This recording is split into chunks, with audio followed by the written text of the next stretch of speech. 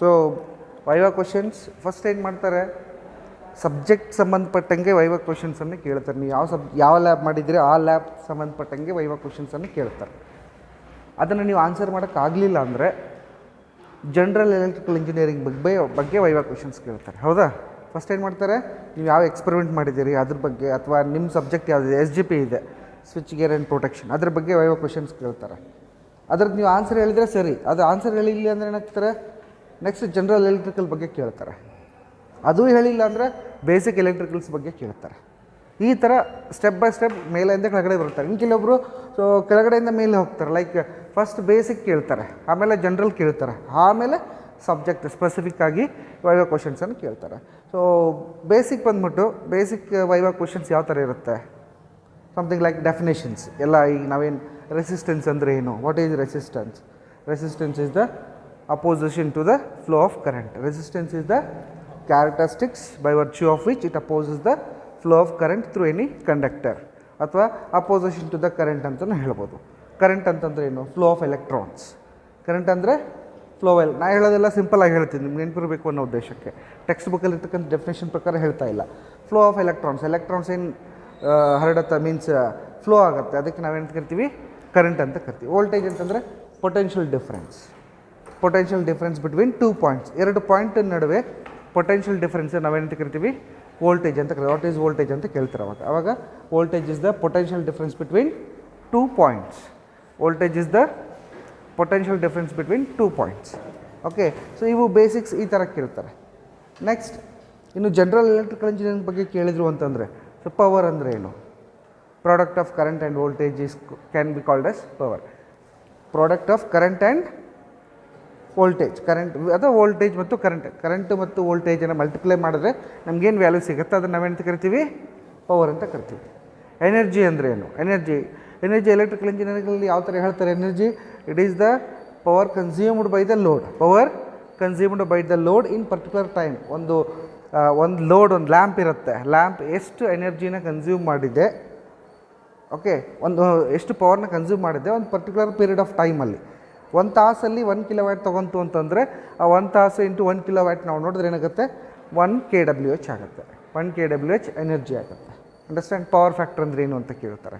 What is mean by power factor? Power factor is the cosine angle between voltage vector and current vector. Power factor ಅಂದರೆ ಏನು? Power factor means cosine angle in between voltage vector and current vector. So ಈ ಥರ general questions ಕೇಳ್ತಾರೆ. ಇನ್ನೂ ತುಂಬ ಇದ್ದಾವೆ, like inductance ಅಂದರೆ basic thing, inductance, capacitance ಅಂದರೆ ಇಂಡಕ್ಟನ್ಸ್ ಅಂದರೆ ಏನಂತಲೂ ಕೇಳ್ತಾರೆ. Next let's come to specifically for switch gear and lab, switch gear and protection. Switch gear lab SGP ಲ್ಯಾಬಿಗೆ ಸಂಬಂಧಪಟ್ಟಂಗೆ ಏನು ಕ್ವಶನ್ಸ್ ಕೇಳ್ತಾರೆ. ಫಸ್ಟ್ ಕ್ವಶನ್ ಬಂದ್ಬಿಟ್ಟು, what you mean by switch gear? Switch gear ಅಂದರೆ ಏನು? ಸ್ವಿಚ್ ಗೇರ್ ಅಂದರೆ ನಾನು starting ಕ್ಲಾಸಸಲ್ಲಿ ಬೋರ್ಡ್ ಮೇಲೆ ಡ್ರಾ ಮಾಡಿ ತೋರಿಸಿದೆ. It is the combination of what it is, ಏನು, switch and gear. Switch and gear ಎರಡದ್ದು ಕಾಂಬಿನೇಷನ್, ಅದು ಸ್ವಿಚ್ ಮತ್ತು ಗೇರ್ ಎರಡದ್ದು ಕಾಂಬಿನೇಷನ್.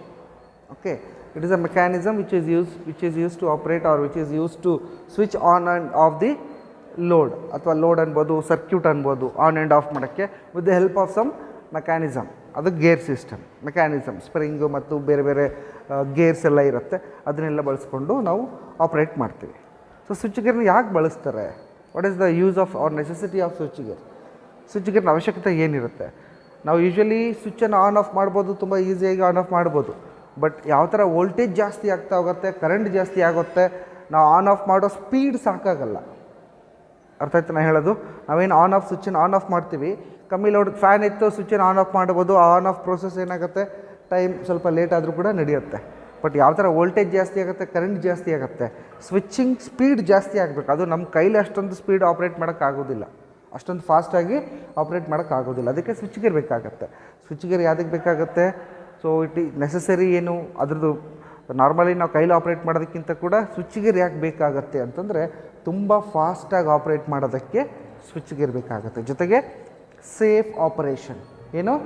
Safe operation. ಯಾಕಂದರೆ ಲಾರ್ಜ್ ಕರೆಂಟ್ ಇರ್ತಕ್ಕಂಥ ಸ್ವಿಚ್ಚನ್ನು ಆನ್ ಆಫ್ ಮಾಡ್ಬೇಕಾದ್ರೆ ಅಲ್ಲಿ ಸ್ಪಾರ್ಕ್ ಬರುತ್ತೆ, ಅಲ್ಲೇನಾಗುತ್ತೆ ಸ್ಪಾರ್ಕ್ ಬರುತ್ತೆ, ಅದು ನಮ್ಗೆ ತಾಕಿದಾಗ ನಮ್ಗೆ ಕರೆಂಟ್ ಶಾಕ್ ಹೊಡೆಯೋ ಚಾನ್ಸಸ್ ಇರುತ್ತೆ, ಎಲೆಕ್ಟ್ರಿಕಲ್ ಶಾಕ್ ಹೊಡೆಯೋ ಚಾನ್ಸಸ್ ಇರುತ್ತೆ. ಸೊ ಅದೇ ಸ್ವಿಚ್ ಗೇರ್ ಇತ್ತು ಅಂತಂದರೆ ನಮಗೆ ಶಾಕ್ ಹೊಡೆಯೋದಿಲ್ಲ. ಓಕೆ, ದೂರದಿಂದ ಆಪ್ರೇಟ್ ಮಾಡ್ತೀವಿ ಅದನ್ನು, ಸೊ ನಮಗೆ ಶಾಕ್ ಹೊಡೆಯೋದಿಲ್ಲ.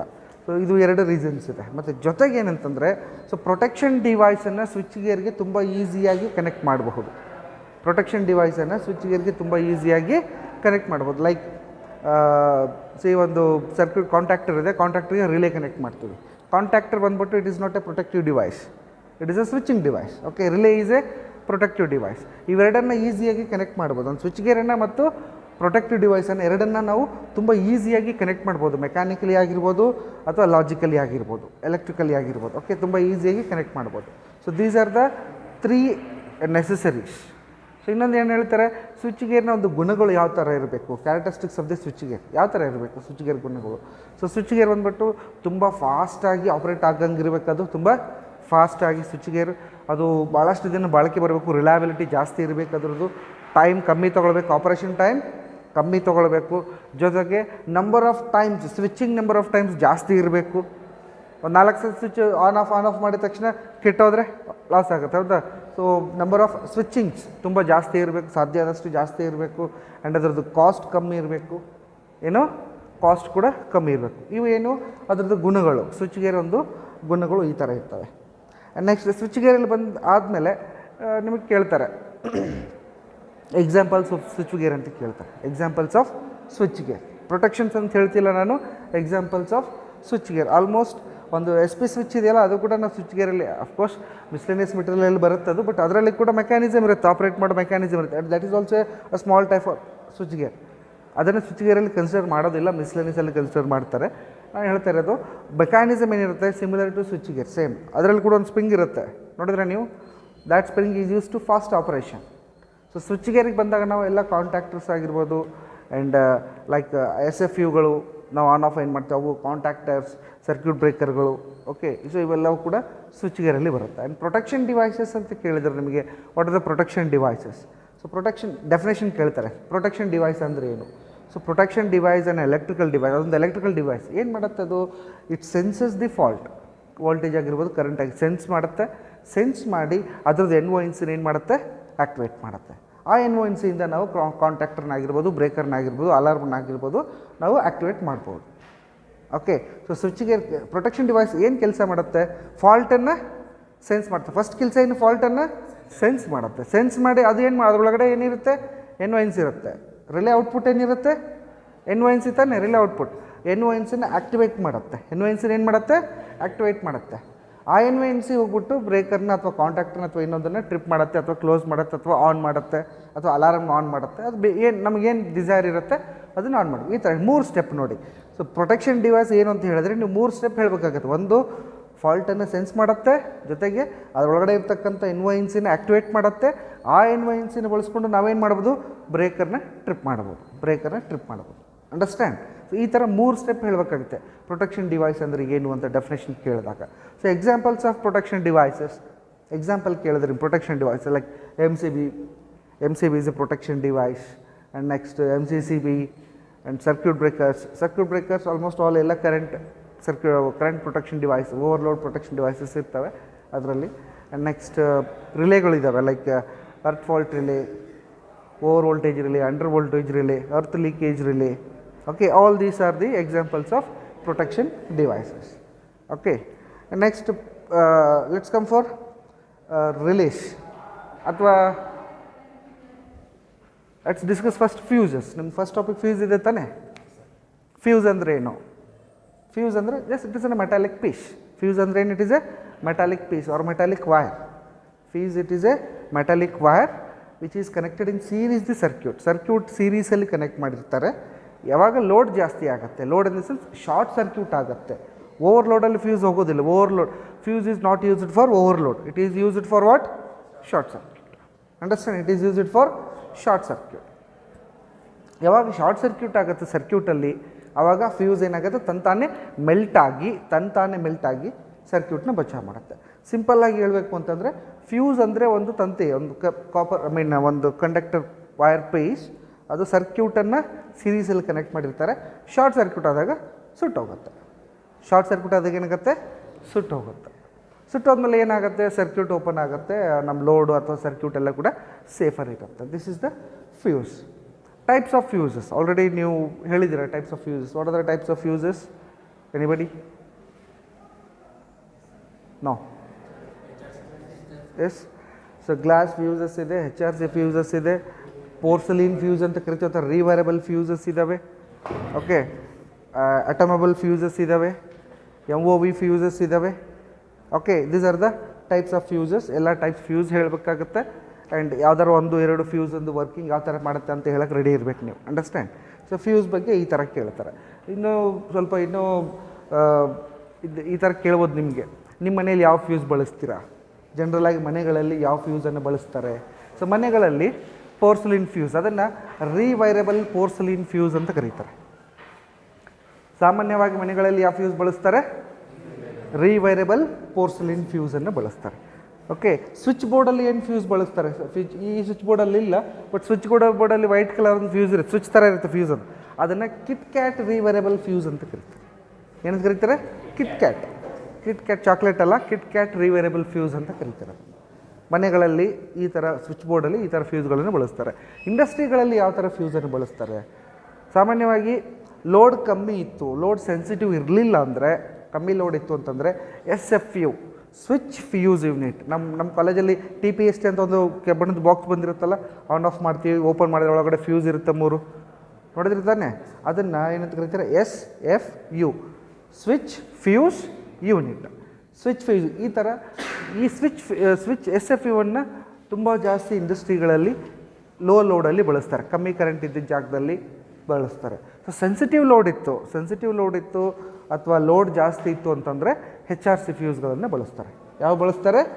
HRC ಫ್ಯೂಸ್ಗಳನ್ನು ಬಳಸ್ತಾರೆ. Understand? So these are the fuses and applications. And next coming for circuit breakers. Circuit breakers ಅಂದರೆ ಏನು? What do mean by circuit breaker? Circuit breaker what is ಕೇಳ್ತಾರೆ. Circuit breaker ಅಂದರೆ ಏನಪ್ಪ? It is an electromechanical device. ಅದು ಕೇವಲ electrical device ಅಲ್ಲ, ಯಾಕಂದರೆ mechanic ಒಳಗಡೆ ಗೇರ್ ಎಲ್ಲ ಇರುತ್ತೆ, ಸ್ಪ್ರಿಂಗ್ ಎಲ್ಲ ಇರುತ್ತೆ ಸರ್ಕ್ಯೂಟ್ ಬ್ರೇಕರಲ್ಲಿ. ಹೌದಾ? ಓಪನ್ ಮಾಡಿ ತೋರಿಸಿದ್ದು ತಾನೆ ನಿಮ್ಗೆ ಸರ್ಕ್ಯೂಟ್ ಬ್ರೇಕರ್ನ. So it is an electro mechanical device which is used for switching, normal switching and also for protection, overload protection. Normal switching on off, fault ಇಲ್ಲದೆ ಇದ್ದಾಗ ಕೂಡ ನಾವು ಆನ್ ಆಫ್ ಮಾಡ್ಕೋಬೋದಲ್ಲ ಸರ್ಕ್ಯೂಟ್ ಬ್ರೇಕರ್ನ.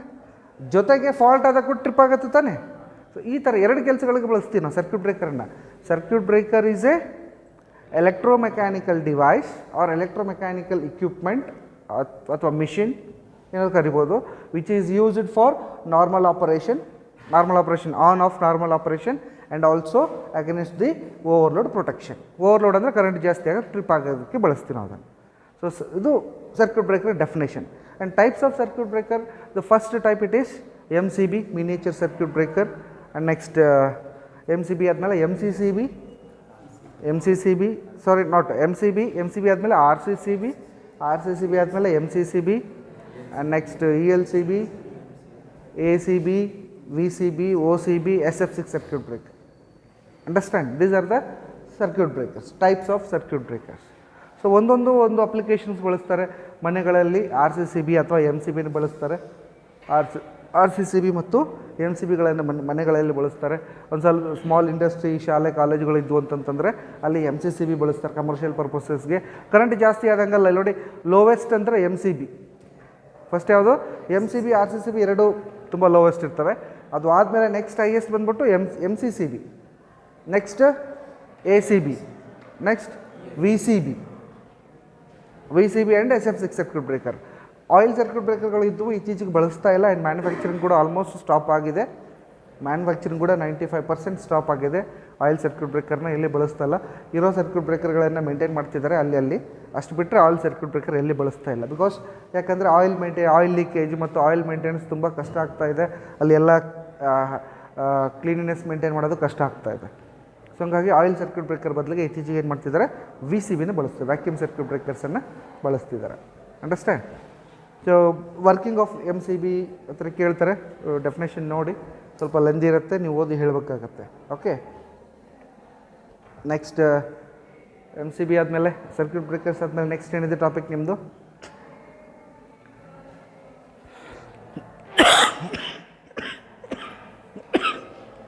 ಸರ್ಕ್ಯೂಟ್ ಬ್ರೇಕರ್ ಆದಮೇಲೆ next we can discuss about the relays. Okay, so what is a relay?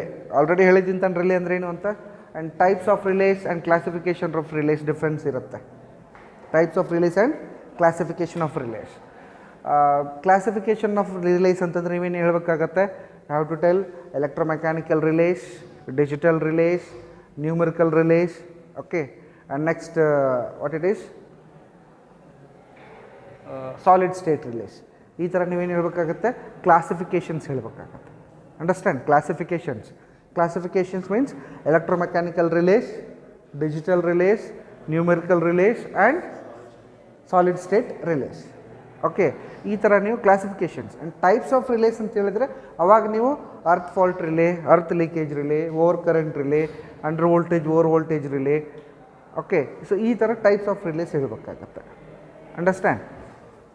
And definition ಕೇಳ್ತಾರೆ ನಿಮಗೆ. What is digital relay, what is electromechanical relay, how does electromechanical relay works, how does numerical relay works. ಇವೆಲ್ಲ ನೀವು ನೋಡಿ ಒಂದ್ಸತಿ text book ನೋಡಿ ಹೇಳಿ. Okay, ಒಂದು 3-4 lines length ಇರುತ್ತೆ. That you have to go through that. Okay, next ಈ experiments relays ಆಯಿತು. ಸಬ್ಸ್ಟೇಷನ್ ಬಗ್ಗೆ ಕೇಳ್ತಾರೆ.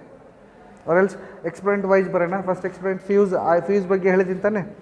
So first experiment fuse. ನಿಮ್ಮದು ಫ್ಯೂಸ್ ಯಾವ ಥರ ಕೆಲಸ ಮಾಡುತ್ತೆ ಹೇಳಿದ್ದೀವಿ. ಸೊ ಫ್ಯೂಸಿನ ಕ್ಯಾರೆಕ್ಟರಿಸ್ಟಿಕ್ಸ್ ಏನು ಅಂತ ಕೇಳ್ತಾರೆ. ಫ್ಯೂಸಿಂದು ಕ್ಯಾರೆಕ್ಟರಿಸ್ಟಿಕ್ಸ್ ಏನು?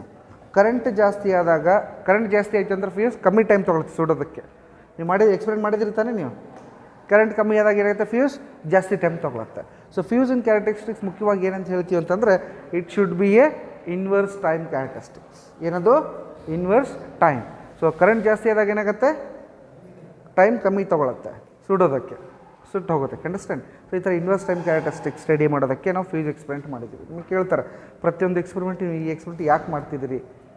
ಸೊ ಫ್ಯೂಸ್ ಎಕ್ಸ್ಪೆರಿಮೆಂಟನ್ನು ನಾವು inverse time characteristics of fuse ಇದನ್ನು ಸ್ಟಡಿ ಮಾಡೋದಕ್ಕೆ ನಾವು ಎಕ್ಸ್ಪೆರಿಮೆಂಟ್ ಕಂಡಕ್ಟ್ ಮಾಡಿ, ಫ್ಯೂಸ್ ಕರೆಂಟ್ ಜಾಸ್ತಿ ಕೊಟ್ಟಾಗ ಕಮ್ಮಿ ಟೈಮ್ ತೊಗೊಳುತ್ತೆ ಸುಡೋದಕ್ಕೆ ಅನ್ನೋದು ತಿಳ್ಕೊಳ್ಳೋದಕ್ಕೆ ನಾವು ಎಕ್ಸ್ಪೆರಿಮೆಂಟ್ ಮಾಡ್ತಿದ್ದೀವಿ ಅಂತ ಹೇಳಬೇಕಾಗತ್ತೆ.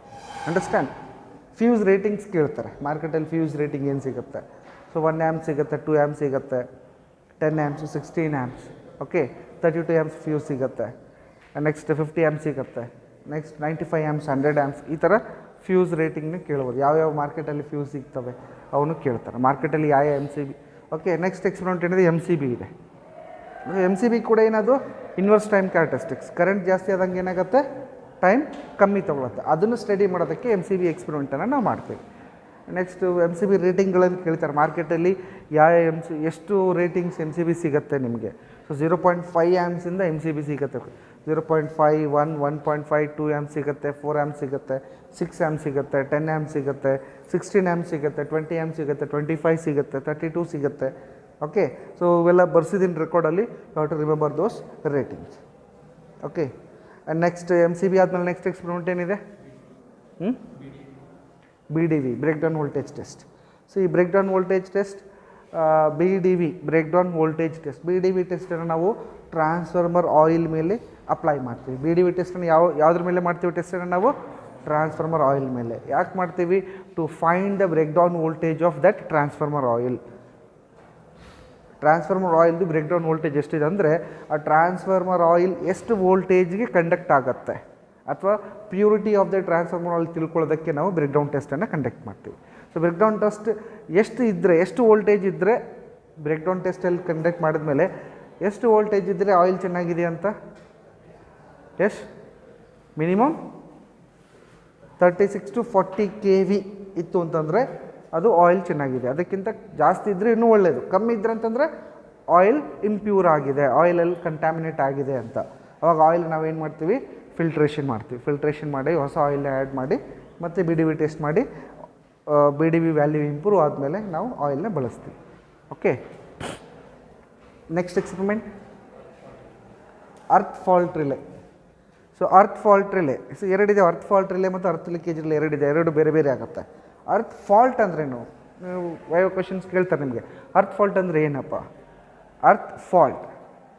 ಅರ್ತ್ ಫಾಲ್ಟ್ ಅಂತಂದರೆ ಯಾವುದೇ ಒಂದು ಫೇಸ್ ಆಗಲಿ ನ್ಯೂಟ್ರಲ್ ಆಗಲಿ ಅಥವಾ ಫೇಸ್ ಹೋಗಿ ಬಾಡಿಗೆ ಡೈರೆಕ್ಟಾಗಿ ಟಚ್ ಆಗಿರುತ್ತೆ ಅರ್ತ್ ವೈರ್. ಸೊ ಇಕ್ವಿಪ್ಮೆಂಟ್ ಒಂದು ಮೋಟ್ರ್ ಇದೆ, ಮೋಟ್ರ್ ಬಾಡಿನ ತೊಗೊಂಡೋಗಿ ನಾವು ಎರಡು ಕಡೆಯಿಂದ ತೊಗೊಂಡೋಗಿ ಅರ್ತ್ ಮಾಡಿರ್ತೀವಿ. ಒಂದು ರೌಂಡ್ ಮೋಟ್ರ್ ಇತ್ತು ಅಂತಂದರೆ ಈ ಕಡೆಯಿಂದ ಕಡೆ ಬಾಡಿನ ತೊಗೊಂಡೋಗಿ ಅರ್ತ್ ಮಾಡಿರ್ತೀವಿ, ಈ ಕಡೆ ತೊಗೊಂಡು ಅರ್ತ್ ಪ್ಯಾರಲಲ್ಲಿ. ಯಾವುದೇ ಇಕ್ವಿಪ್ಮೆಂಟನ್ನು ಎಲೆಕ್ಟ್ರಿಕಲ್ ಇಂಜಿನಿಯರಿಂಗಲ್ಲಿ ಯಾವುದೇ ಇಂಡಸ್ಟ್ರಿಯಲ್ ಇಕ್ವಿಪ್ಮೆಂಟ್ಸನ್ನು ಎರಡು ಕಡೆ ಅರ್ತ್ ಮಾಡ್ತಾರೆ, ಪ್ಯಾರಲಲ್ ಅರ್ತ್ ಮಾಡೋದ್ರಿಂದ ರೆಸಿಸ್ಟೆನ್ಸ್ ಕಮ್ಮಿ ಆಗುತ್ತೆ. ರೆಸಿಸ್ಟೆನ್ಸ್ ಏನಾಗುತ್ತೆ, ಎಫೆಕ್ಟಿವ್ ರೆಸಿಸ್ಟೆನ್ಸ್ ಕಮ್ಮಿ ಆಗುತ್ತೆ ಪ್ಯಾರಲಲ್ಲಿ. ಆ ಉದ್ದೇಶಕ್ಕೆ ಒಂದು ಮೋಟ್ರ್ ಇದೆ ಅಂತಂದರೆ, ದೊಡ್ಡ ಸೈಜ್ 100 kW ಮೋಟ್ರ್ ಇದೆ ಅಂತಂದರೆ ಆ ಮೋಟ್ರಿಗೆ ಏನು ಮಾಡ್ತಾರೆ, ಎರಡು ಕಡೆಯೂ ಅರ್ಥಿಂಗ್ ಮಾಡಿರ್ತಾರೆ. ಓಕೆ, ಸೊ ಆ ಮೋಟ್ರಿಗೆ ಒಂದು ವೇಳೆ ಒಳಗಡೆ ವೈಂಡಿಂಗ್ ಏನೋ ಡ್ಯಾಮೇಜ್ ಆಗಿ ಯಾವುದೋ ಒಂದು ಫೇಸ್ ಹೋಗಿ ಡೈರೆಕ್ಟ್ ಬಾಡಿ ಟಚ್ ಆಗುತ್ತೆ, ಅದಕ್ಕೆ ನಾವೇನಂತ ಕರಿತೀವಿ, ಅರ್ತ್ ಫಾಲ್ಟ್ ಅಂತ. ಏನಂತ ಕರಿತೀವಿ, earth fault. It is called as earth fault. ಈ ಥರ ಅರ್ತ್ ಫಾಲ್ಟ್ ಆದಾಗ ಒಂದು ಫೇಸಿಂದ ಕರೆಂಟ್ ಆಲ್ಮೋಸ್ಟ್ ಕಂಪ್ಲೀಟ್ ಕರೆಂಟ್ ಅರ್ಥಿಗೆ ಹೋಗ್ತಾ ಇರುತ್ತೆ. ಕಂಪ್ಲೀಟ್ ಕರೆಂಟ್ ಏನಾಗ್ತಾ ಇರುತ್ತೆ, ಅರ್ಥಿಗೆ ಹೋಗ್ತಾ ಇರುತ್ತೆ. ಸೊ ಅರ್ಥಿಗೆ ಕರೆಂಟ್ ಹೋದರೆ ತೊಂದರೆ ಇಲ್ಲ, ನಮಗೇನಾಗೋದಿಲ್ಲ. ಓಕೆ, ಬಟ್ ಯಾರಾದರೂ ಹೋಗಿ ಆ ಎಕ್ವಿಪ್ಮೆಂಟ್ನ ಮುಟ್ಟಿದ್ರೆ ಲಾಸ್ ಆಗುತ್ತೆ, ಪವರ್ ಲಾಸ್ ಆಗುತ್ತೆ. ಯಾರಿಗೇನು ಯಾರು ಅದನ್ನು ಮುಟ್ಟಿಲ್ಲ ಅಂದರೆ ಯಾರಿಗೂ ಶಾಕ್ ಹೊಡೆಯೋದಿಲ್ಲ. ಬಟ್ ಯಾರಾದರೂ ಹೋಗಿ ಅದನ್ನು ಮುಟ್ಟಿದ್ರು ಅಂತಂದರೆ, ಏನಾಗುತ್ತೆ, ಅವ್ರಿಗೆ ತುಂಬ ಡೇಂಜರಸ್ ಶಾಕ್ ಹೊಡೆಯುತ್ತೆ, ಸಾಯೋ ಪರಿಸ್ಥಿತಿ ಬರುತ್ತೆ. ಸೊ ಅದಕ್ಕೆ ಅದು ನಾವು ಅವಾಯ್ಡ್ ಮಾಡಬೇಕು. ಅರ್ತ್ ಫಾಲ್ಟ್ ಆಗಿದ ತಕ್ಷಣ ಮೇನ್ ಸರ್ಕ್ಯೂಟ್ ಬ್ರೇಕರನ್ನು ಅಥವಾ ಮೋಟ್ರಿಗೆ ಸಂಬಂಧಪಟ್ಟ ಸರ್ಕ್ಯೂಟ್ ಬ್ರೇಕರನ್ನು ಆಫ್ ಮಾಡಬೇಕು. ಈ ಅರ್ತ್ ಫಾಲ್ಟನ್ನು ಸೆನ್ಸ್ ಮಾಡೋಕ್ಕೆ ಏನು ಮಾಡ್ತಾರೆ, ಅರ್ತ್ ಫಾಲ್ಟ್ ರಿಲೇಯನ್ನು ಬಳಸ್ತಾರೆ. ಅರ್ತ್ ಫಾಲ್ಟನ್ನು ಸೆನ್ಸ್ ಮಾಡೋಕ್ಕೆ ಏನು ಮಾಡ್ತಾರೆ, ಅರ್ತ್ ಫಾಲ್ಟ್ ರಿಲೇ. ಸೊ ಈ experimentally earth fault relay experimentally ನಾವೇನು ಮಾಡ್ತಿದ್ದೀವಿ, ಒಂದು ಅರ್ತ್ ಫಾಲ್ಟ್ ರಿಲೇ ತೊಗೊಳ್ತಿದ್ದೀವಿ, ಆ ಸ್ಪೆಸಿಫಿಕೇಷನ್ ನೆನ್ಪಿಟ್ಕೋಬೇಕು. ನಿಮ್ಮನ್ನು ಕೇಳ್ತಾರೆ ನಿಮ್ಮ ಲ್ಯಾಬಲ್ಲಿ ನೀವು ಮಾಡಿರೋ ಈ ಎಕ್ಸ್ಪೆರಿಮೆಂಟಲ್ಲಿ ಯಾವ ಅರ್ತ್ ಫಾಲ್ಟ್ ರಿಲೇನ ನೀವು ಬಳಸಿದ್ದೀರಾ ಅಂತ ಕೇಳ್ತಾರೆ. You should able to tell ಆ ಕಂಪ್ನಿ ಹೆಸರು, ಮಾಡೆಲ್, ಅಟ್ಲೀಸ್ಟ್ ಕಂಪ್ನಿ ಹೆಸರು ಮಾಡೆಲ್ ಹೇಳಂದ್ರೆ ರೆಡಿ ಇರಬೇಕು ನೀವು. ಅರ್ಥ ಆಯ್ತಾ? ಕಂಪ್ನಿ ಹೆಸರು ಪ್ರತಿ ಇಕ್ವಿಪ್ಮೆಂಟಿಂದು ಈ ಲ್ಯಾಬಿಗೆ ನೀವು ಯಾವ ಇಕ್ವಿಪ್ಮೆಂಟ್ ಬಳಸಿದ್ರಿ ಅದ್ರ ಬಗ್ಗೆ ಹೇಳಿ ಅಂದಾಗ ಅದರದ್ದು ಮಾಡೆಲ್ ಮತ್ತು ಕಂಪ್ನಿ ಹೆಸರು ಹೇಳೋಕ್ಕೆ ರೆಡಿ ಇರಬೇಕು. ನೀವು ನೋಡ್ಕೊಂಡು ಪ್ರತಿಯದು ನೆನ್ಪಿಟ್ಕೋಬೇಕು. ಪ್ರತಿ ಎಕ್ಸ್ಪೆರಿಮೆಂಟಿಂದು ಪ್ರೊಟೆಕ್ಷನ್ ಡಿವೈಸ್ ಏನಂತ ನೆನ್ಪಿಟ್ಕೋಬೇಕಾಗತ್ತೆ. ಸೊ ನಾವೇನು ಬಳಸ್ತೀವಿ, ಅರ್ತ್ ಫಾಲ್ಟ್ ರಿಲೇ ಬಳಸ್ತೀವಿ, ಜೊತೆಗೆ ಒಂದು CT ತೊಗೊಳ್ತೀವಿ. Earth fault relay and CT ಅಂದರೆ ಕರೆಂಟ್ ಟ್ರಾನ್ಸ್ಫಾರ್ಮರ್. ಓಕೆ, ಕರೆಂಟನ್ನು ಮೆಷರ್ ಮಾಡೋದಕ್ಕೆ. ಸೊ ಅರ್ತ್ ವೈರಲ್ಲಿ ಒಂದು CT ಹಾಕಿರ್ತೀವಿ. ಅರ್ತ್ ವೈರಲ್ಲಿ ಒಂದು CT ಹಾಕಿ ನಾವು ಅರ್ತ್ ವೈರಲ್ಲಿ ಏನಾದ್ರು ಕರೆಂಟ್ ಸೆಟ್ಟಿಂಗ್ ಮಾಡಿರ್ತೀವಿ. ಅರ್ತ್ ಫಾಲ್ಟ್ ಕರೆಂಟ್ 1 amps ಅಥವಾ 2 amps ಅಥವಾ 5 amps ಅಥವಾ 0.5 amps. ನಾವು ಎಷ್ಟು ಸೆಟ್ ಮಾಡಿದ್ವಿ, 0.5 ಸೆಟ್ ಮಾಡಿದ್ವಿ, ಹೌದಾ? ಸೊ 1 amp ಸೆಟ್ ಮಾಡಿದ್ವಿ. 1 amps ಸೆಟ್ ಮಾಡಿ ಅದಕ್ಕೆ ಎಂಥದ್ದು ಮಲ್ಟಿಪ್ಲಿಕೇಶನ್ ಫ್ಯಾಕ್ಟರ್ ಎಷ್ಟು ಕೊಟ್ಟಿದ್ವಿ, 0.5 ಕೊಟ್ಟಿವಿ. ಸೊ 1 × 0.5 ಎಷ್ಟಾಗುತ್ತೆ, 0.5 amps. 0.5 amps ಕರೆಂಟ್ ಲೀಕ್ ಆಯಿತು ಅಂತಂದರೆ ಏನು ಮಾಡಿದ್ವಿ, ನಾವು ರಿಲೇನ ಟ್ರಿಪ್ ಮಾಡಿದ್ವಿ. ರಿಲೇ ಟ್ರಿಪ್ ಆಯಿತು. ರಿಲೇಯನ್ನು ತೊಗೊಂಡೋಗಿ ಒಂದು ಕಾಂಟ್ಯಾಕ್ಟ್ರ್ ಕೊಟ್ಟು ಫ್ಯಾಕ್ಟ್ರಿ ಲೋಡ್ ಏನಾಯಿತು, ಸರ್ಕ್ಯೂಟ್ ಬ್ರೇಕರ್ ಕೊಟ್ಟು ಆ ಸರ್ಕ್ಯೂಟ್ ಬ್ರೇಕರ್ ಫ್ಯಾಕ್ಟ್ರಿ ಲೋಡನ್ನು ಆಫ್ ಮಾಡುತ್ತೆ. ನಾವು ಒಂದು ಸೆಟಪ್ ಮಾಡ್ಕೊಂಡಿದ್ದು ತಾನೆ. ಸೊ ಇಲ್ಲಿ ಕೇಳ್ತಾರೆ ಯಾವ ಥರ ಅರ್ತ್ ಫಾಲ್ಟ್ ರಿಲೇ ಯಾವ ಥರ ಕೆಲಸ ಮಾಡುತ್ತೆ ಅಂತ ಕೇಳ್ತಾರೆ.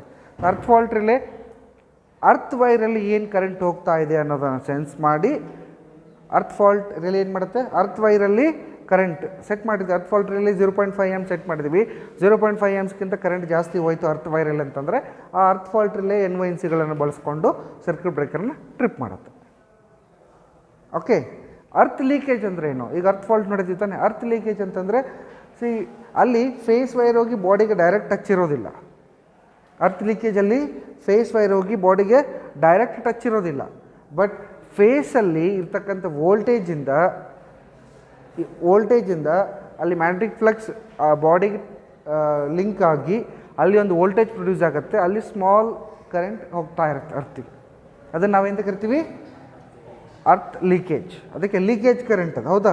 ನೋಡಿ, ಫೇಸ್ ಇರುತ್ತೆ, ಇಲ್ಲಿ ಫೇಸ್ ವೈರ್ ಇರುತ್ತೆ, ಇಲ್ಲಿ ಮೋಟ್ರ್ ಬಾಡಿ ಇರುತ್ತೆ.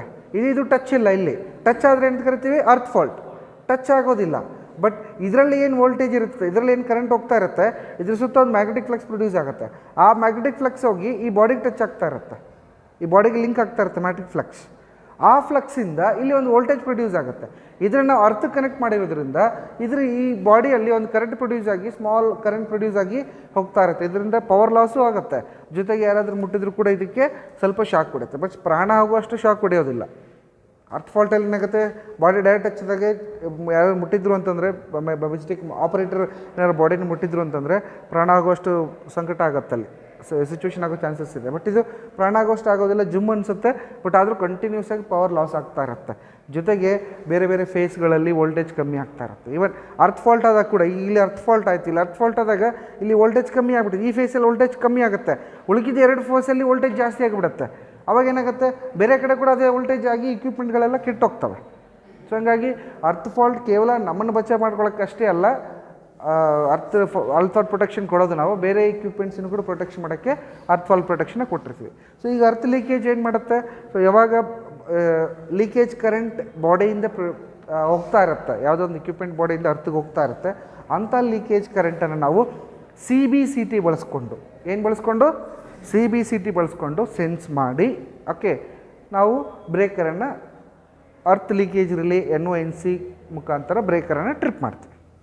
ಅಂಡರ್ಸ್ಟ್ಯಾಂಡ್? ಸೊ CBCT ಯಾವ ಥರ ಕೆಲಸ ಮಾಡುತ್ತೆ, CBCT ಒಳಗಡೆ 3 ವೈರ್ ಹೋಗಿರುತ್ತೆ, RYB ಅಥವಾ ಫೇಸ್ ನ್ಯೂಟ್ರಲ್. ನಾವು ಫೇಸ್ ನ್ಯೂಟ್ರಲ್ ಅಷ್ಟೇ ತೊಗೊಂಡಿದ್ದಾನೆ, RYB ತೊಗೊಂಡು 3 ಫೇಸ್ ಲೋಡ್ ಇಲ್ಲ ಮತ್ತು ಅದಕ್ಕೆ ನಾವೇನು ಮಾಡಿದ್ವಿ, ಫೇಸ್ ನ್ಯೂಟ್ರಲ್ ತೊಗೊಂಡಿದ್ವಿ. ಯಾವಾಗ ಎರಡೂ return current and forward current reverse current ಅಂದರೆ ಫೇಸಲ್ಲಿ ಹೋಗೋ ಕರೆಂಟ್ ನ್ಯೂಟ್ರಲಲ್ಲಿ ಬರೋ ಕರೆಂಟ್ ಎರಡೂ ಸೇಮ್ ಇದ್ದರೆ CBCT ಔಟ್ಪುಟ್ ಏನಿರುತ್ತೆ, 0 ಇರುತ್ತೆ. ಯಾವಾಗ ವ್ಯತ್ಯಾಸ ಆಗುತ್ತೆ ಅದರದ್ದು ಡಿಫರೆನ್ಸ್ ಕರೆಂಟ್ ನಮಗೆ CBCTಯಲ್ಲಿ ಕರೆಂಟ್ ಬರುತ್ತೆ. ಅಂಡರ್ಸ್ಟ್ಯಾಂಡ್? ಸೊ ಯಾವ ಥರ ಕೆಲಸ ಮಾಡುತ್ತೆ ಅಂತಂದರೆ, CBCT ಒಳಗಡೆ ಏನೇನು ವೈರ್ಸನ್ನು ನಾವು ಪಾಸ್ ಮಾಡಿದ್ವಿ, ಆ ವೈರ್ಗಳಲ್ಲಿ ಕರೆಂಟ್ ಎಲ್ಲ ವೈರ್ಗಳಲ್ಲಿ ಸೇಮ್ ಕರೆಂಟ್ ಇತ್ತು ಅಂತಂದರೆ, ಎಲ್ಲ ವೈರ್ಗಳಲ್ಲಿ ಅಥವಾ sum of the currents if it is zero ಇತ್ತು ಅಂತಂದರೆ CBCTಯಲ್ಲಿ ಕರೆಂಟ್ ಏನೂ ಇರೋದಿಲ್ಲ. 0 ಇರಲಿಲ್ಲ ಅಂತಂದರೆ CBCTಯಲ್ಲಿ ಡಿಫ್ರೆನ್ಸ್ ಕರೆಂಟ್ ಬರುತ್ತೆ. ಆ ಡಿಫ್ರೆನ್ಸ್ ಕರೆಂಟನ್ನು ತೊಗೊಂಡೋಗಿ ನಾವು ರಿಲೇಗೆ ಕನೆಕ್ಟ್ ಮಾಡ್ತೀವಿ, S1 S2ಗೆ ಕನೆಕ್ಟ್ ಮಾಡ್ತೀವಿ. Understand? This is earth leakage relay. Next experiment ಏನಿದೆ, yes, over voltage and under voltage relay. So ಈ ರಿಲೇನ ನಾವು ಓವರ್ ವೋಲ್ಟೇಜ್ ಮತ್ತು ಅಂಡರ್ ವೋಲ್ಟೇಜ್ ಇಂದ ಇಕ್ವಿಪ್ಮೆಂಟ್ಸನ್ನು ಮತ್ತು ಸರ್ಕ್ಯೂಟನ್ನು ಪ್ರೊಟೆಕ್ಟ್ ಮಾಡೋಕ್ಕೆ ಬಳಸ್ತೀವಿ. ಅಂಡರ್ಸ್ಟ್ಯಾಂಡ್? ಸೊ ಇಲ್ಲಿ ನಾವು ಯಾವ ರಿಲೇ ಸ್ಟಡಿ ಮಾಡ್ತೀವಿ, ಸ್ಟ್ಯಾಟಿಕ್ ಮೀನ್ಸ್ ವಾಟ್? ಸ್ಟ್ಯಾಟಿಕ್ ಅಂದರೆ ಏನು? ಎಲ್ಲಿ ಮೂಮೆಂಟ್ ಇರೋದಿಲ್ಲ ಅದನ್ನು ಸ್ಟ್ಯಾಚ್ಯೂ ಅಂದರೆ ಏನು, ನಿಂತಿರುತ್ತೆ ಹಿಂಗೆ, ಹೌದಾ, ಮೂಮೆಂಟ್ ಆಗೋದಿಲ್ಲ ತಾನೆ. ಸೊ ಸ್ಟ್ಯಾಟಿಕ್ ಅದೇ ಥರ ಮೂಮೆಂಟ್ಸ್ ಇರೋದಿಲ್ಲ. ಈಗ ನೋಡಿ, ಬೇರೆ ಎಲೆಕ್ಟ್ರೋಮೆಕ್ಯಾನಿಕಲ್ ರಿಲೇ ನೋಡಿಕೊಂಡ್ರೆ ಮೂಮೆಂಟ್ಸ್ ಇರುತ್ತೆ, ಥರ್ಮಲ್ ರಿಲೇ ಕೂಡ ಅಷ್ಟೇ ತಾನೇ. ಒಂದು ಥರ್ಮಲ್ ರಿಲೇ ಇರುತ್ತೆ, ಅದೇನಾಗುತ್ತೆ, ಹಿಂಗೆ ಬೆಂಡ್ ಆಗುತ್ತೆ, ಹೀಟ್ ಆಗಿದ ತಕ್ಷಣ ಏನಾಗುತ್ತೆ, ಬೆಂಡ್ ಆಗುತ್ತೆ, ಓಪನ್ ಆಗುತ್ತೆ ಸರ್ಕ್ಯೂಟ್, ಮತ್ತು ಕೂಲ್ ಆಗಿದ ತಕ್ಷಣ ಮತ್ತೆ ಟಚ್ ಆಗುತ್ತೆ. ಹೀಟ್ ಆಯಿತು ಅಂತಂದರೆ ಮತ್ತೆ ಬೆಂಡ್ ಆಗುತ್ತೆ, ಬೆಂಡ್ ಆದಾಗ ಏನಾಗುತ್ತೆ, ಇದು ಓಪನ್ ಆಗುತ್ತೆ, ಸರ್ಕ್ಯೂಟ್ ಏನಾಗುತ್ತೆ, ಓಪನ್ ಆಗುತ್ತೆ. ಈ ಥರ ಪ್ರತಿ ರಿಲೇಯಲ್ಲಿ ಕೂಡ ಮೂಮೆಂಟ್ಸ್ ಇರುತ್ತೆ. ಬಟ್ ಸ್ಟ್ಯಾಟಿಕ್ ರಿಲೇಯಲ್ಲಿ ಮೂಮೆಂಟ್ಸ್ ಇರೋದಿಲ್ಲ. ಸೊ ಮೂಮೆಂಟ್ಸ್ ಇಲ್ದಂಗೆ ಏನು ಬಳಸಿರ್ತಾರಲ್ಲಿ, ಸೆಮಿಕಂಡಕ್ಟರ್ ಮೆಟೀರಿಯಲ್ನ ಬಳಸಿರ್ತಾರೆ. ಏನು ಬಳಸಿರ್ತಾರೆ, ಸೆಮಿಕಂಡಕ್ಟರ್ ಮೆಟೀರಿಯಲ್ನ ಸ್ವಿಚಿಂಗ್ ಸಲುವಾಗಿ ಬಳಸಿರ್ತಾರೆ. ಅದಕ್ಕೆ ನಾವೇನಂತ ಕರಿತೀವಿ, static relay. So static relay is A relay which does not have any moving parts in it. ಅದರೊಳಗಡೆ ಮೂವಿಂಗ್ ಪಾರ್ಟ್ಸ್ ಇರೋದಿಲ್ಲ. ಅಂಡರ್ಸ್ಟ್ಯಾಂಡ್? ಸೊ ಸ್ವಿಚಿಂಗ್ ಏನು ಮಾಡ್ತಾರೆ ಅಲ್ಲಿ, ಏನು ಬಳಸ್ತಾರೆ ಸ್ವಿಚಿಂಗಿಗೆ ಸೆಮಿಕಂಡಕ್ಟರ್ ಮೆಟೀರಿಯಲ್ನ ಸ್ವಿಚಿಂಗಿಗೆ ಬಳಸ್ತಾರೆ. ಇಷ್ಟು ಹೇಳಿದ್ರೆ ಸಾಕು, ಇನ್ನೂ ಡೀಪಾಗಿ ಹೋಗೋದೇನು ಅವಶ್ಯಕತೆ ಇಲ್ಲ. Okay, this is static relay. ಇದು ಸ್ಟ್ಯಾಟಿಕ್ ರಿಲೇ ನಾವು ಅಂಡರ್ ವೋಲ್ಟೇಜ್ ಓವರ್ ವೋಲ್ಟೇಜಿಗೆ ಬಳಸ್ತೀವಿ. ಸ್ಟ್ಯಾಟಿಕ್ ರಿಲೇಯಲ್ಲಿ ಅಂಡರ್ ವೋಲ್ಟೇಜ್ ಮತ್ತು ಓವರ್ ವೋಲ್ಟೇಜನ್ನು ಸೆಟ್ ಮಾಡಿ ಸೊ ಕನೆಕ್ಷನ್ ಕೊಟ್ಟಾಗ ವೋಲ್ಟೇಜ್ ಏನಾದ್ರು ಜಾಸ್ತಿ ಇತ್ತು, ಡಿಮ್ಮರ್ ಸ್ಟಾರ್ಟಿಂದ ವೋಲ್ಟೇಜ್ ವೇರಿ ಮಾಡಿದ್ದೀವಿ ತಾನೇ ನಾವು, ಸಿಂಗಲ್ ಫೇಸ್ ರಿಲೇ ತೊಗೊಂಡೋದ. ಸೊ ಡಿಮ್ಮರ್ ಸ್ಟಾರ್ಟಿಂದ ಅಂಡರ್ ವೋಲ್ಟೇಜ್ಗಿಂತ ಕಮ್ಮಿ ಬಂತು ಅಂತಂದರೆ ಏನಾಗುತ್ತೆ, ಟ್ರಿಪ್ ಆಗುತ್ತೆ. ನೆಕ್ಸ್ಟ್ ವೋಲ್ಟೇಜ್ ಲೆವೆಲ್ ಆಗಿದ ತಕ್ಷಣ ಒಂದು 10 ಸೆಕೆಂಡ್ಸ್ ಟೈಮ್ ಕೊಟ್ಟು 10 ಸೆಕೆಂಡ್ಸ್ ಆದಮೇಲೆ ರಿಲೇ ಮತ್ತೆ ಆನ್ ಆಗುತ್ತೆ. ಓಕೆ, ಮತ್ತು ಓವರ್ ವೋಲ್ಟೇಜಲ್ಲಿ ಕೂಡ ಓವರ್ ವೋಲ್ಟೇಜ್ ಆಗಿದ ತಕ್ಷಣ ಆಗುತ್ತೆ, ಟ್ರಿಪ್ ಆಗುತ್ತೆ. ಸೊ ಈ ಥರ ರೀಸೆಟ್ ಟೈಮ್ ಎಷ್ಟು ಕೊಟ್ಟಿವಿ, 10 ಸೆಕೆಂಡ್ಸ್ ರೀಸೆಟ್ ಟೈಮ್ ಕೊಟ್ಟಿದ್ದೀವಿ. Next thermal over current relay, thermal overload relay ಅಥವಾ ಥರ್ಮಲ್ ಓವರ್ ಕರೆಂಟ್ ರಿಲೇ ಅಂತ ಕರೀತಾರೆ. ನಾರ್ಮಲಾಗಿ ಓವರ್ ಲೋಡ್ ರಿಲೇ ಅಂತ ಕರೀತಾರೆ. ಸೊ ಅದನ್ನು ಥರ್ಮಲ್ ಓವರ್ ಲೋಡ್ ರಿಲೇ ಅಂತಲೇ ಯಾಕೆ ಕರೀತಾರೆ? What is thermal overload relay? Thermal overload relay is a relay which works on thermal principle. First ಏನು ಹೇಳಬೇಕು, thermal overload relay thermal principle ಮೇಲೆ ಕೆಲಸ ಮಾಡುತ್ತೆ. ಯಾವ ಥರ, ಅಲ್ಲೊಂದು ಬೈಮೆಟಾಲಿಕ್ ಸ್ಟ್ರಿಪ್ ಕೊಟ್ಟಿರ್ತಾರೆ. ಬೈಮೆಟಲ್ ಅಂದರೆ 2 ಮೆಟಲ್ಸಿಂದ ಒಂದು ಸ್ಟ್ರಿಪ್, ನಾವು ಓಪನ್ ಮಾಡಿ ತೋರಿಸಿದ್ದೆ ನಿಮಗೆ, ಬೈಮೆಟಾಲಿಕ್ ಸ್ಟ್ರಿಪ್, ಹೌದಾ? ಸ್ಟ್ರಿಪ್ ಕೊಟ್ಟಿರ್ತಾರೆ, ಅದರಲ್ಲಿ ಯಾವಾಗ ರೇಟೆಡ್ ಕರೆಂಟ್ಗಿಂತ ಜಾಸ್ತಿ ಕರೆಂಟ್ ಪಾಸ್ ಆಗುತ್ತೆ ಅದೇನು ಮಾಡುತ್ತೆ, ಬೆಂಡ್ ಆಗುತ್ತೆ. ಏನಾಗುತ್ತೆ, ಬೆಂಡ್ ಆಗುತ್ತೆ. ಸೊ ಅದು ಬೆಂಡ್ ಆದಾಗ ಸರ್ಕ್ಯೂಟ್ ಓಪನ್ ಆಗುತ್ತೆ. ಸೊ ಈ ಪ್ರಿನ್ಸಿಪಲನ್ನು ಥರ್ಮಲ್ ಓವರ್ಲೋಡಲ್ಲಿ ಬಳಸ್ತಾರೆ. ಸಾಮಾನ್ಯವಾಗಿ ಥರ್ಮಲ್ ಓವರ್ಲೋಡ್ ರಿಲೇಗಳನ್ನು ಸಣ್ಣ ಮೋಟ್ರ್ಗಳಲ್ಲಿ up to maximum 10 kilowatt motor ತನಕ ಕೂಡ ಥರ್ಮಲ್ ಓವರ್ಲೋಡ್ ರಿಲೇನ ಬಳಸ್ತಾರೆ. ಅದ್ರ ಮೇಲೆ ಆದರೆ ಥರ್ಮಲ್ ಓವರ್ಲೋಡ್ ರಿಲೇ ಬಳಸಲ್ಲ, ಬೇರೆ ರಿಲೇಗಳನ್ನು ಬಳಸ್ತಾರೆ. ಅಂಡರ್ಸ್ಟ್ಯಾಂಡ್? 10 ಕಿಲೋವ್ಯಾಟ್ ಮೋಟ್ರ್ ತನಕ ಕೂಡ ಥರ್ಮಲ್ ಓವರ್ಲೋಡ್ ರಿಲೇಸ್ನ ಬಳಸ್ತಾರೆ. Understand?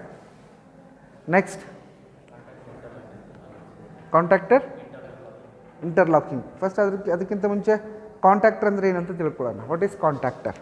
Contactor is a electromagnetic. It is an electromagnetic device which closes the circuit when voltage is applied to the coil. ಅದರ ಒಂದು ಕಾಯಿಲ್ ಇರುತ್ತೆ, ಕಾಂಟ್ಯಾಕ್ಟರ್ ಕಾಯಿಲ್ ಇರುತ್ತೆ ತಾನೇ, ಅದಕ್ಕೆ ನಾವು ಸಪ್ಲೈ ಕೊಟ್ಟಾಗ ಏನಾಗುತ್ತೆ, ಕ್ಲೋಸ್ ಆಗುತ್ತೆ. ಸಪ್ಲೈ ತೆಗೆದ ಏನಾಗುತ್ತೆ, ಓಪನ್ ಆಗುತ್ತೆ. ಹೌದಾ? ಸೊ ಕಾಂಟ್ಯಾಕ್ಟ್ರಲ್ಲಿ ಈ ಥರ ಇರುತ್ತೆ, ಈ ಕಡೆ ಒಂದು ಕಾಂಟ್ಯಾಕ್ಟ್ ಇರುತ್ತೆ, ಸಪ್ಲೈ ಕೊಟ್ಟಾಗ ಕ್ಲೋಸ್ ಆಗುತ್ತೆ, ಸಪ್ಲೈ ತೆಗೆದಾಗ ಏನಾಗುತ್ತೆ, ಓಪನ್ ಆಗುತ್ತೆ. So contactor is an electromagnetic device. Mechanical, of course mechanical action ಆಗುತ್ತಲ್ಲಿ, ಬಟ್ ಆದರೂ ಕೂಡ ನಾವು ಮ್ಯಾಗ್ನೆಟಿಕ್ ಅನ್ನೋ ಹೆಸರು ಹೇಳ್ತೀವಿ. Electromagnetic device which closes when auxiliary supply is fed to the coil, which opens when auxiliary supply is remove to the coil. Okay, ಏನೇನು parts ಇರುತ್ತೆ contactor ಒಳಗಡೆ? ಕಾಂಟ್ಯಾಕ್ಟರ್ ಒಳಗಡೆ ಏನೇನು ಪಾರ್ಟ್ಸ್ ಇರುತ್ತೆ? ಕಾಂಟ್ಯಾಕ್ಟರ್ ಒಳಗಡೆ ಕಾಂಟ್ಯಾಕ್ಟ್ಸ್ ಅಂದಿರುತ್ತೆ, moving contacts and fixed contacts ಇರುತ್ತೆ, ಒಂದು ಸ್ಪ್ರಿಂಗ್ ಇರುತ್ತೆ, ಒಂದು ಕೋರ್ ಇರುತ್ತೆ, bottom core and moving core and fixed core ಅಂತ 2 ಕೋರ್ಸ್ ಇರ್ತವೆ. ಜೊತೆಗೆ ಒಂದು ಕಾಯಿಲ್ ಆ್ಯಂಡ್ ಬಾಡಿ ಎಲ್ಲ ಬ್ಯಾಕಲೈಟ್ ಮೆಟೀರಿಯಲಿಂದ ಬಾಡಿನ ಮಾಡಿರ್ತಾರೆ. ಬ್ಯಾಕಲೈಟ್, ಬ್ಲ್ಯಾಕ್ ಕಲರ್ ಬಾಡಿ ಏನಿರುತ್ತೆ ಕಾಂಟ್ಯಾಕ್ಟರ್ದು, ಅದು ಬ್ಯಾಕಲೈಟ್ ಮೆಟೀರಿಯಲಿಂದ ಮಾಡಿರ್ತಾರೆ. ಓಕೆ, ಅದು ಕೂಡ ಒಂದು ಹೆಚ್ಚು ಕಮ್ಮಿ ಪ್ಲಾಸ್ಟಿಕ್ ಥರ ಇರುತ್ತೆ. ಬಟ್ ಏನಂತಂದ್ರೆ ಅದಕ್ಕೂ ಹೀಟ್ ರೆಸಿಸ್ಟೆನ್ಸ್ ಕೆಪಾಸಿಟಿ ಜಾಸ್ತಿ ಇದೆ. ಹೀಟನ್ನು ತಡ್ಕೊಳ್ಳೋ ಕೆಪಾಸಿಟಿ ತುಂಬ ಜಾಸ್ತಿ ಇರುತ್ತೆ. ಬಟ್ ಬ್ರಿಟಲ್ ಇರುತ್ತೆ. ಪ್ಲಾಸ್ಟಿಕ್ ಕೆಳಗಡೆ ಬಿದ್ದರೆ ಒಡೆದೋಗೋದಿಲ್ಲ, ಬಟ್ ಅದು ಬ್ಯಾಕಲೈಟ್ ಮೆಟೀರಿಯಲ್ ಏನಾಗುತ್ತೆ, ಕೆಳಗಡೆ ಬಿದ್ದ ತಕ್ಷಣ ಏನಾಗುತ್ತೆ, ಒಡೆದೋಗುತ್ತೆ, ಬ್ರಿಟಲ್ ಇರುತ್ತೆ ಅದು. Okay, so with this today will stop. Next ಕ್ಲಾಸಲ್ಲಿ ಮತ್ತು ಮುಂದಿನ ಎಕ್ಸ್ಪೆರಿಮೆಂಟ್ಸಿಂದು ವೈವಾ ಕ್ವಶನ್ಸ್ ಡಿಸ್ಕಸ್ ಮಾಡೋಣ. ಓಕೆ.